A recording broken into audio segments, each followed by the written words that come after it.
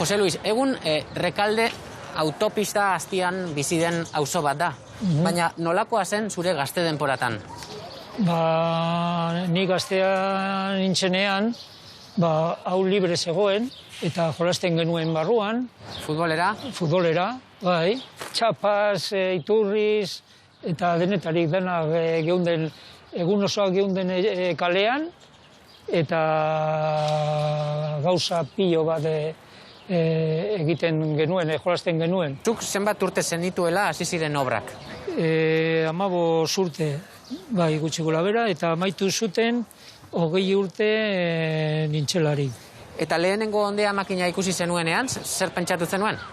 Inore zekien zertarako ziren, pentsatzen genuen igual etxe bizitza berriak egingo dituztela, eta baina gero hasi ziren botatzen etxe bizitza. Gogoratzen duzu auzokideen haserrea ikusi zutenean 70 etxe baino gehiago bota zituztela. Bai, claro. Herriko auzoko erdigunea bera erabat aldatu behar zutela. Bai, gainera jendea batez ere eliza bota zutenean, zegoen eliza bat eta zine bat ondoan, bota zutenean hori, jendea zerretu zen pilo bat. Manifestazioaren bat bereziki gogoratzen duzu?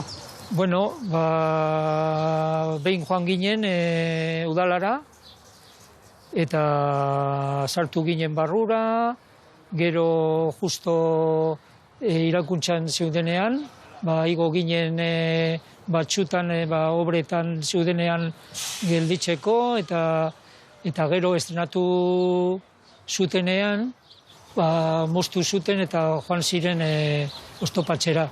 Hemen beti lortu dira gauza borrokatzen. Nola uste duzu izan adula, nira sotarako egurrak. Aldaketa guzti horiek sufritu zenituen zuk, hala ere ez duzu auzotik alde egin.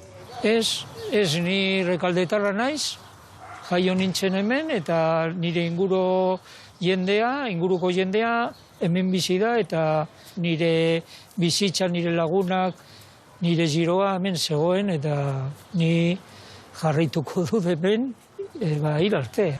Naiz eta errepidea hor gainean izan beti, auzoari xarma ikusten diozu hala ere?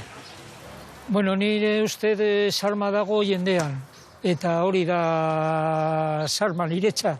Me gusta el barrio muchísimo.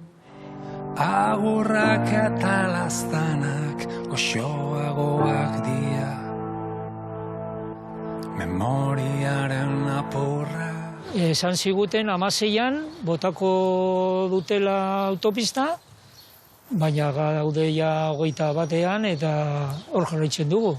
Udaletxean mozoi bat aurkeztu genuen, eta gainditu zuen, eta onartu zuten partidu guztiek, eta bidali zuten foru aldundira, lehentasuna emateko eraikuntza honi. Eta gu borrokatuko gara lortu arte. Osea, unjustua zen, danak esan dute kenduko dutela, eta hori, espero dugu, kenduko dutela. Itxaropena ez duzu galdu? Ez. 55 urte hauetan ez duzu itxaropenik galdu?